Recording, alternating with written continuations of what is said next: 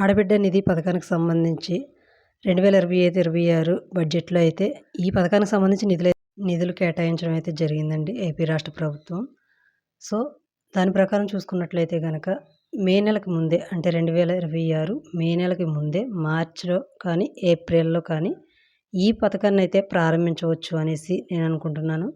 అలాగే ఈ పథకానికి సంబంధించి కొన్ని గైడ్‌లైన్స్ ఏంటి అంటే రూల్స్ ఏంటి? ఈ పథకానికి ఎవరు అర్హులు? ఎవరు అర్హులు కాదు? అనేది కూడా ఆ పథకం అప్లికేషన్ స్టార్ట్ అయినప్పటి నుంచి కూడా గైడ్‌లైన్స్ అయితే ప్రాపర్ గైడ్‌లైన్స్ అంటే కరెక్ట్ ఇన్ఫర్మేషన్ అయితే రావడం జరుగుతుంది. సో, మనం అప్పటి వరకు వేచి ఉండాల్సిందే. సో, ఈ పథకానికి సంబంధించి నెల రోజుల ముందు నుంచి కూడా అప్లికేషన్స్ అన్నీ జరుగుతుంటాయి కాబట్టి ప్రాసెస్ అంతా కూడా ఎలా అప్లై చేయాలి ఏంటి అనేది. సో, వాటికి సంబంధించి అప్డేట్ రాగానే ఈ ఆడబిడ్డ నిధి పథకానికి సంబంధించి అప్డేట్ రాగానే మీకు వెంటనే వీడియో చేస్తానండి.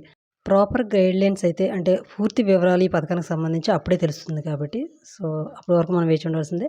అలాగే మరొక పథకం చూసుకున్నట్లయితే గనక అన్నదాత సుఖీభవ. ఈ పథకానికి సంబంధించిన చివరి విడత వచ్చే నెలలో అయితే అందబోతుందండి. 4000 రూపాయలైతే రైతులకు అందబోతున్నాయి. అలాగే పీఎం కిసాన్ 2000 రూపాయలతో కలిపి 6000 రూపాయలైతే అందబోతున్నాయి. ఈ పథకానికి సంబంధించి రైతులకు లిస్ట్‌లో పేరొచ్చిన రైతులందరూ కూడా ఈకేవైసీ అయిందా లేదా అనేది మీ అగ్రికల్చర్ ఆఫీసర్ చెప్తారండి సచివాలయంలో. ఒకసారి అగ్రికల్చర్ ఆఫీసర్‌ని కన్సల్ట్ అయ్యి మీరు ఒకసారి ఈకేవైసీ చెక్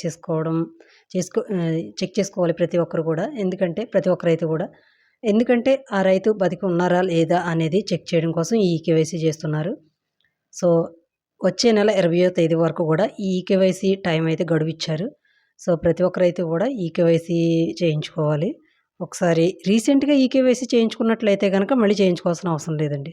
సో, ఇన్ఫర్మేషన్ నచ్చితే వీడియోకి లైక్ చేయండి, సబ్స్క్రైబ్ చేసుకోండి. Thank you.